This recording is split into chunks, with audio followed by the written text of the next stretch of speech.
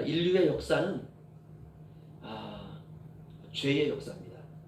제가 대학원 다닐 때 전 세계 문화 인류사를 강의를 제가 들은 적이 있거든요. 신청을 해가지고 그래가지고 고대 시대부터 현대까지 쫙 해가지고 스토리가 딱 들어오더라고요.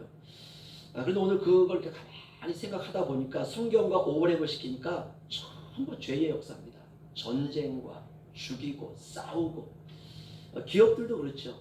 다른 기업을 죽여야 기업을 합병해야 내가 살 수 있는 합병하면 정말 돈 없는 기업은 죽는 거죠. 인류의 역사는 죄의 역사입니다. 그런데 하나님의 역사는 구원의 역사예요. 그래서 인생은 그 하나님이 죄인을 덮는 이야기 이게 성경입니다. 이것이 성경이고 예수님을 보내시고 성령님을 보내신 하나님의 이야기입니다. 정말 놀라워요. 인간은 끊임없이 죄를 짓는데 하나님은 덮으세요. 그냥 덮으세요. 계속 덮으세요. 네. 요즘에는 그 볼펜 쓰잖아요. 그렇죠? 그래서 저는 가끔 막 연필을 막 쓰고 싶을 때가 있어요. 옛날 제 어릴 때 초등학교 때 너무 가난하니까 그냥 몽땅 연필이라고 그렇죠. 연필 한 자루 사면 이거 한 몇 년 쓰는 거예요. 돈이 없으니까요. 그래가지고 아껴 쓰려고 막 하고 나중에는 조금 남으면 어떻습니까? 지우개 띄어가지고 띄어내고 볼펜 뭐 하나 주워가지고 거기 끼워서 마지막 심까지 막 쓰는 거지. 그렇죠? 그 생각이 나더라고요. 그러면서 모든 연필에는 그 뒤에 지우개가 있습니다. 이게 인생이에요. 이게 인생. 잘못 쓰면 지우라고. 그렇죠? 그게 예수님의 보혈이죠. 우리는 계속 죄를 짓는데 하나님은 계속 덮으세요. 여러분 만약 내가 자녀를 키우고 있는데 이 자녀가 너무 예뻐요. 너무 사랑스러워요. 근데 때로는 나를 너무 힘들게 해요. 그래서 늘 사고치고 다녀요. 그러면 부모는 어떻게 하겠습니까? 엄마는 걔가 사고치는 거 다 뒷정리하고 다녀요. 그렇죠? 이 하나님이세요. 오늘 말씀이 그렇습니다. 인간은 죄의 역사를 이루어가지만 하나님은 그 뒤를 따라오시면서 계속 덮습니다. 그런데 사람들은 또 이렇게 말해요. 왜 그냥 덮냐고. 그러면 안 덮으면 어떻게 합니까? 그러면 그렇죠? 심판하고 죽이고 버리고 저주하면 되나요? 그런데 사람들은 그렇게 하라 그래요. 저런 놈은 사형시켜야 돼. 저런 놈은 죽여야 돼. 근데 따지고 보면 저도 별것 없거든요. 그렇죠? 들켜서 감옥 가는 사람은 들킨 죄인이고 안 가고 이렇게 버티고 있는 저와 여러분은 안 들킨 죄인이에요. 딱 그 차이입니다. 제가 교도소 육지에 있을 때 선교를 굉장히 많이 했는데 가면은 사형수도 있고 다 있어요. 사형수를 여기 빨간 딱지를 딱 붙이고 있습니다. 평생을 그곳에 있어야 돼요. 그래서 제가 그분들한테 복음을 전하면서 그런 얘기를 했어요. 여러분과 나의 차이는 딱 담장 하나 차이라고 그랬어요. 여러분은 담장 안에 있는 죄인이고 나는 담장 밖에 있는 죄인이다. 누가 더 큰 죄인이냐? 제가 더 큰 죄인이에요. 담장 안은 뭐 공간이 너무 작잖아. 그렇죠? 그냥 그 사람들 전부 다 철장 안에 있으니까 더 작은 세장 안에 있는 거예요. 거기서 죄를 지어봤자 얼마큼 짓겠습니까? 그러나 저는 담장 밖에서 죄를 짓고 살아가니까 평생 그 죄만 짓는 거예요. 그런데 사람들이 이렇게 말합니다. 심판해야 된다. 죽여야 된다. 버려야 된다. 저주해야 된다. 왜 그렇게 해야 되느냐? 사람들이 이렇게 말합니다. 그것이 윤리이고 그것이 도덕이고 그것이 인간의 이성이다. 그러니까 나는 윤리적이고 나는 도덕적이고 나는 이성적이고 나는 합리적인데 저 사람은 비윤리적이고 비도덕적이고 비이성적이고 이런 사람은 심판하고 죽이고 버리고 저주해야 된다. 이 말이 뭐죠? 나와 다른 사람을 못 견디는 거예요. 이것이 바로 인류의 죄의 역사입니다. 이것이 전쟁이고 이것이 이념이고 이것이 차별이고 이것이 정죄입니다. 그런데 상대방을 향해서 이렇게 손가락질을 하기 위해서는요. 세 개의 손가락은 자신을 향하고 있어요. 그렇죠? 저도 가끔 지사한테 당신 잘못이야 이렇게 할 때가 있어요. 당신 잘못이야. 그럼 손가락 두 개는 당신한테 가 있는데 세 개는 저를 향하고 있어요. 너는 더 큰 죄인이야. 우리는 그 세 개를 기억하지 못합니다. 하나님이 나를 덮으시는 것 그것이 구원이라고 말씀을 드렸습니다. 그게 복음이고, 그게 용서이고, 그게 긍휼이고, 그게 자비이고, 그게 인애이고, 그게 사랑입니다. 아담과 하와가 에덴 동산을 관리합니다. 하나님께서 아담과 하와를 창조하신 이후에 하나님께서 아담과 하와에게 부여하신 그 대위 명령이 있습니다. 창조 명령이 있어요. 제가 읽어드리면요, 창세기 1장이 이렇게 말씀합니다. 하나님이 이르실 때 우리의 형상을 따라 우리의 모양대로 우리가 사람을 만들고 그들로 바다의 물고기와 하늘의 새와 가축과 온 땅과 땅에 기는 모든 것을 다스리게 하자 하시고, 그러니까 하나님이 아담과 하와를 하나님의 형상과 모양대로 지으신 다음에 모든 건 너희 거니까 잘 다스려라, 이 명령을 주셨다는 거예요. 이대로 살면 됩니다. 우리를 하나님의 가치만큼 위대한 존재로 만드시고 세상의 모든 것, 우주까지라도 너희가 잘 다스려라, 이것이 바로 창조의 모습입니다. 항상 잊지 말아야 되는 하나님의 말씀입니다. 하나님의 형상을 따라 하나님의 모양대로 지음을 받은 아담과 하와. 그런데 여기서 다스려라 라고 하는 이 말, 우리가 다스리고 정복하라, 이 말도 더 주십니다. 이 같은 말, 원어는 같은 말입니다. 이 다스리라라는 말은 네 맘대로 해라는 말이 아니라 잘 관리해라, 메인터넌스 해라, 이 말이죠. 잘 관리하라는 거예요. 이렇게 관리하는 사람을 우리가 청지기라고 말합니다. 하나님이 맡기신 재물, 하나님이 맡기신 시간, 하나님이 나에게 맡기신 재능을 잘 관리하고 책임있게 사용하는 것이 인생에 부여하신 하나님의 뜻이라는 것입니다. 그러니까 책임을 부여하시고 사명을 부여하신 것입니다. 이것이 바로 잘 다스리는 것이에요. 이렇게 다스림을 통해서 하나님의 하나님 되심을 알게 되고 내가 인간임을, 인간됨을 우리가 배우는 것입니다. 그러니까 아담과 하와를 창조하고 난 이후에 그들에게 모든 것을 다 잘 다스려라 라고 하는 것은 일종의 신앙교육입니다. 인생은 청지기적인 과정이구나, 이 과정 이수하고 우리가 영원한 세계로 들어가는 것입니다. 그런데 어느 날 아담과 하와가 하나님을 탐하게 됐다는 것이에요. 하나님이 되고 싶은 거예요. 내가 하나님이 되면 되겠는데, 이 생각이 드는 거예요. 하나님과 나를 비교하니까 이게 별로 다를 게 없는 거예요. 내가 하나님 되면 되겠다. 그래서 어느 날부터 하나님의 자리가 눈에 들어오기 시작합니다. 이것이 사탄의 유혹이 되었든 뱀의 꼬임이 되었든 아담과 하와의 눈에 하나님의 자리가 들어왔습니다. 그리고 천사가 타락하여 이 세상에 자기를 따르는 타락한 천사들과 마귀의 그러한 모든 따르는 졸개들이 되어서 이 세상에 내려오므로 사탄과 귀신들이 아담과 하와 곁에 붙어서 유혹하는 것이죠. 아무튼 아담과 하와는 죄를 짓고 에덴에서 쫓겨납니다. 이 에덴이라는 말은 joyful이라는 말입니다. 기쁨이라는 뜻이에요. 사실은 에덴 동산 할 때 그 동산이 에덴이 아니죠. 사실은 아담과 하와가 에덴입니다. 기쁨 그 자체예요. 아담과 하와가 하나님의 기쁨이었습니다. 하나님의 에덴이었어요. 하나님의 에덴 동산을 만드시고 아담과 하와를 에덴 동산에 살게 하십니다. 그리고 하나님이 에덴에 찾아오셔요. 하나님이 하늘나라가 너무 몸이 건조하니까 정원에 꽃놀이 오시는 건 아니잖아요. 그렇죠?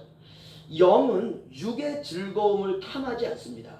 거룩은 땅을 탐하지 않습니다. 왜냐? 사는 세계가 달라요. 존재의 양식이 다릅니다.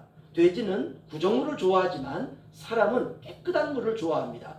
사람이 구정물 속에 뒹구는 것 우리는 잘 보지 못합니다. 결코 뒹굴지 않습니다. 왜냐? 사람은 구정물을 탐하지 않습니다.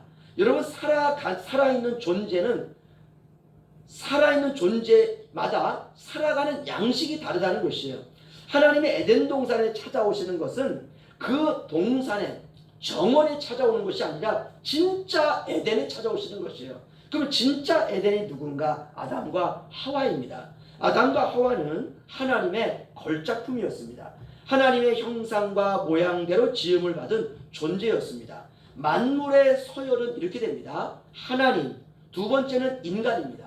세 번째는 천사, 그리고 동물, 식물, 그 다음에 미생물, 이런 순으로 되어 있습니다. 그러니까 하나님 다음이 인간이에요. 여러분 얼마나 놀랐습니까? 그런데 아담과 하와가 어느 날 하나님이 되고 싶어요.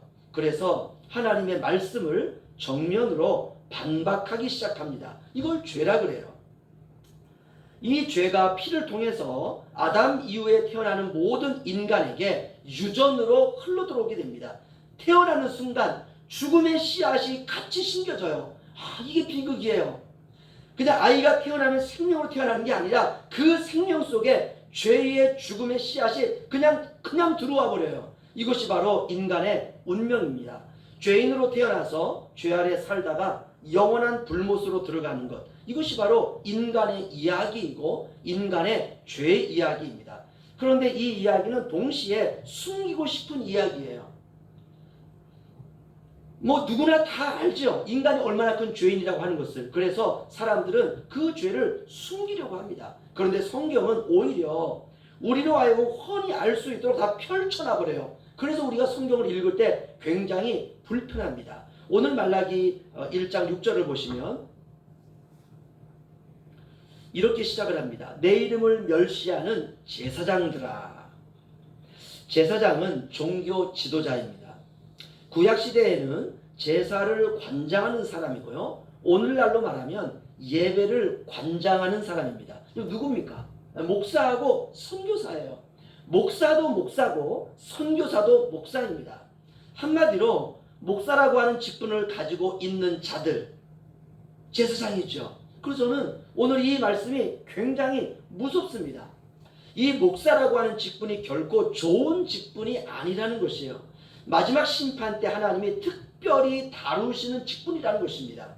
야고보서 3장 1절을 보시면 내 형제들아 너희는 선생된 우리가 더 큰 심판을 받을 줄을 알고 선생이 많이 되지 말라. 아멘. 이렇게 말하고 있어요. 대한민국의 교단 전체적으로 장로교, 감리교, 순복음, 우리가 생각할 때 건전한 교회라고 생각하는 그 교회의 목사의 숫자가 10만 명입니다. 대한민국 인구의 0.2%예요. 어마어마합니다. 선생된 우리가 더 큰 심판을 받는 줄을 알아라. 야고보서 3장 1절입니다. 이건 경고이고 선언이죠. 그러니까 선생되지 마로 들려요. 내 형제들아 너희는 선생된 우리가 더 큰 심판을 받는 줄 알고 선생이 많이 되지 말라. 이 말씀이 읽으면 이거 정말 무섭고 두렵다. 너희들 선생 되지 마라고 들리는데 선생 되지 마가 아니라 그거 알고 선생 되라는 거예요. 선생된 너희에게는 더 큰 심판이 있다는 것을 알고 너희가 선생이 많이 되지 말라. 만약 선생이 되려고 한다면 이 사실을 알고 선생 되어라 이 말이죠. 선생 되었으면 허튼 말 하지 말고 헛된 것에 마음 두지 말고 선생됨을 지켜라 라고 하는 말씀입니다. 여러분 선생은 가르치는 사람입니다. 가르쳐야 되는 목적과 목표가 있는 사람. 그럼 무엇을 가르치느냐? 딱 하나입니다. 사람들을 주님께 이끄는 것입니다. 구원받은 백성들이 신앙생활 잘해서 천국까지 갈 수 있도록 하는 사람, 이 사람이 선생이에요. 이 사람이 바로 목사입니다. 그러기 위해서는 복음을 잘 전해야 되겠죠. 그런데 오늘 말라기는 제사장들이 그러지 못했다라고 선언하고 있습니다. 내 이름을 멸시하는 제사장들아. 그리고 하나님은 그들의 잘못을 쭉 나열하고 있어요. 정말 눈뜨고 볼 수 없는, 읽어도 은혜가 되지 않는 죄악들을 그냥 구구절절히 열거하고 있습니다. 이게 성경이에요. 성경은 온통 죄 이야기입니다. 우리가 창세기부터 계시록까지 성경을 펼쳐보면 전부 인간의 죄에 대한 이야기입니다. 이거 빼면 성경은 남는 게 하나도 없습니다. 내 이름을 멸시하는 제사장들아. 여러분 어떤 단어가 눈에 띄시나요? 이름입니다. 내 이름을 멸시하는 제사장들아. 그 무슨 이름인가? 하나님의 이름이에요. 그럼 하나님의 이름은 무엇인가? 여호와죠. 나는 스스로 있는 자니라. 여기서 스스로 있다라는 말은 누구에게도 기대지 않는다는 것입니다. 하나님은 스스로 홀로 존재한다는 것입니다. 그럼 사람은 어떤가? 사람은 기대해야 돼요. 무조건 기대해야 돼요. 여러분 스스로 홀로 존재하는 인간은 없습니다. 만약 인간이 천상천하 유아독존, 하늘 위 하늘 아래에 나 같은 사람은 없다라고 말하면 이 인간은 정말 교만한 인간이죠. 인간은 그렇게 스스로 홀로 존재하는 인간은 없습니다. 사람은 때때로 나이 들어가면서 자녀들에게 섭섭함을 느낍니다. 왜냐? 무언가 기대하고 있는 게 있다는 거예요. 그래서 섭섭한 것입니다. 남편에게도 그렇고 아내에게도 그렇고 섭섭함을 느낄 때가 있습니다. 지금 내 몸이 아파서 내가 움직일 수가 없을 때 어떻습니까? 남편이 좀 챙겨주면 어디 덤납니까? 아무것도 안 하고 꼼짝하고 있어요. 난 아파 죽겠는데. 그러면 왜 안 하느냐? 못한다는 거, 아무것도 못한다는 거예요. 여러분, 이게 부부 생활이에요. 여러분, 뭐 대단한 거 차려달라고 하는 게 아니잖아요. 그저 김치 쪼가리 하나, 밥 한 공기에 물 말아주면 끝나는 거예요. 근데 그걸 못한다는 거예요. 그걸 여러분, 못하는 게 아니라 사실은 귀찮아서 안 하는 거죠. 밥통 열고 주걱으로 반 떠서 그릇에 담아가지고 냉장고에는 반찬 한두 개 꺼내서 그냥 물 옆에 갖다 놓으면 그냥 먹는 거거든요. 뭘 하라고 하는 것이 아니라 신용이라도 해달라는 일종의 손짓입니다. 그런데 그게 안 돼요. 그게 안 돼요. 이걸 버텨내는 게 실력이에요. 그게 신앙생활이에요. 하나님이 우리에게 원하시는 것은 딱 하나입니다. 내 이름을 멸시하는 제사장들아. 그러니까 이 말을 뒤집으면 내 이름을 존귀하게 여겨라, 이 뜻이에요. 이게 뭐가 힘듭니까 도대체? 하나님이 뭐 해달라는 것도 아니고 내 이름에 먹칠하지 말라, 이거 하나거든요. 그런데 사람들은 죄인으로 태어나기 때문에 태생 자체가 죄 아래에 있습니다. 여러분, 아담과 하와의 죄가 뭔가요? 하나님의 이름에 반역하는 죄였습니다. 스스로 존재할 수 있는 분은 하나님이신데 아담과 하와가 그 하나님을 탐한 것이에요.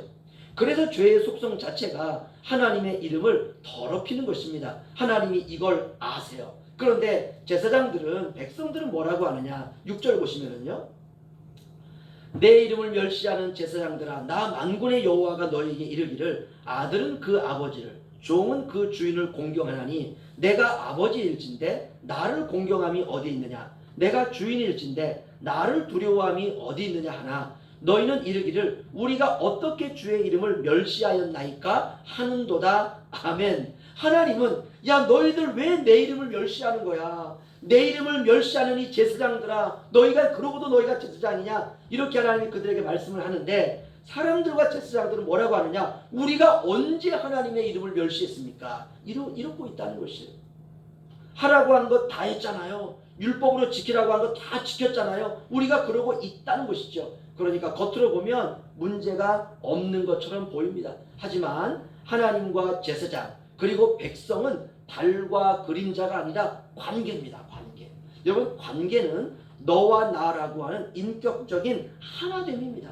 우리가 인격적인 관계에서 가장 중요한 게 무엇인가? 오늘 이거 하나만 말씀드리고 마치겠습니다. 마음이에요.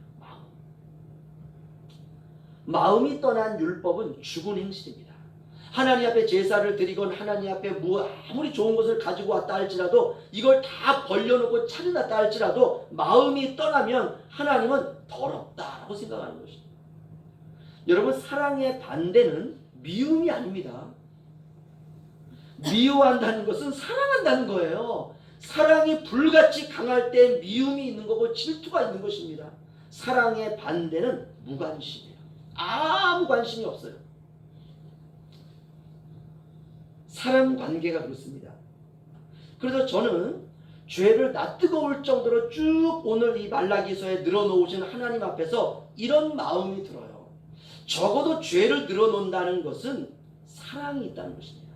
나와 너. 그러니까 하나님이 이렇게 제사장들에게 내 이름을 멸시하는 제사장들아, 내 이름을 멸시하는 이 백성들아 라고 하는 이 말은 이렇게 들어야 돼요. 절대로 너를 포기할 수 없어.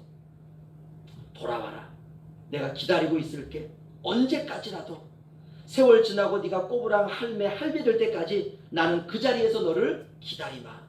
결국은 우리는 죄를 통해서 하나님께 나아가는 빛을 보게 됩니다. 이게 하나님의 방법이에요.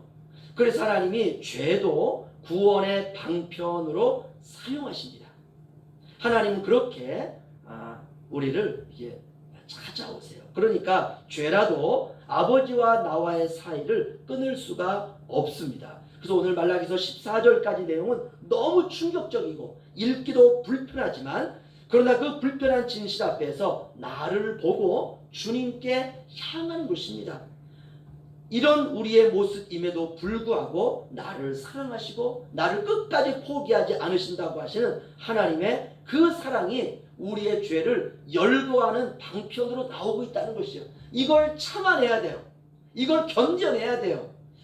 여러분, 그 사람을 우리가 신자다 이렇게 말합니다. 여러분, 살아가실 때 우리의 삶에 오늘 말라기서와 같은 그런 불편한 현실이 올 때 여러분 견디시고 참아내시기를 주님의 이름으로 축원합니다. 기도하겠습니다.